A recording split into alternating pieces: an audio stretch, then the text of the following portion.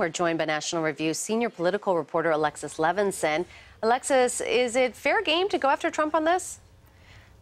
I don't know. I mean, I think Ivana walking back the comments maybe makes it a little bit dicey there. But I also think that he did make these very inflammatory comments calling a lot of other people rapists. And so Democrats, you've already seen them seize on this as, well, if you're going to call other people rapists, we're going to go back to this. So does Trump need to address this, and how soon?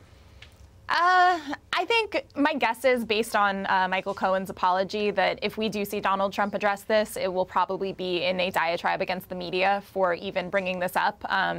Cohen's apology was, I can't believe a reporter asked this question. So I would assume Donald Trump, if he does go into it, will say, the media is completely attacking me and this is ridiculous.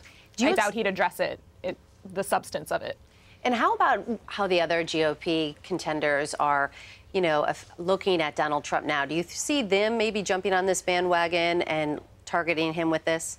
I don't actually think you see any of the other GOP contenders bring this up. I think Republicans have figured out potentially over the past few cycles that talking about rape is never really in their best interest, regardless.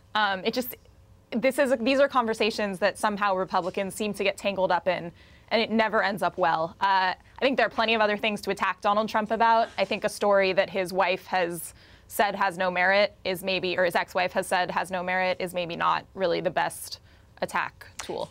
And Alexis, we're just a few days away from the first debate on Thursday. Tell me what the strategy is for some of these candidates that they're not high enough in the polls to make it into the final round. What are they doing to try and get in there? Well, this is where you might see people attack Donald Trump. Like you said, they need to be in the top 10 in national polls. And to do that, that requires a lot of national media attention. And the way you get that is by being splashy and loud. So in the past week, we saw Rand Paul take a chainsaw to the tax code. Lindsey Graham made a video destroying his phone. Rick Perry aggressively went after Donald Trump about the immigration remarks primarily.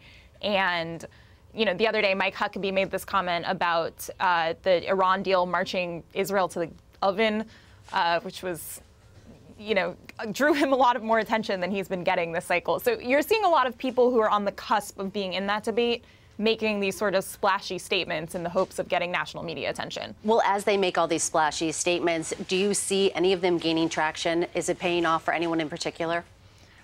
So far it actually seems to be paying off for the people who aren't making splashy statements. I mean, Donald Trump is making splashy statements, and he remains at the top of the polls. You have this new poll out in New Hampshire that shows him he has 24%, and the next person in second is Jeb Bush at only 12%. So that's a pretty...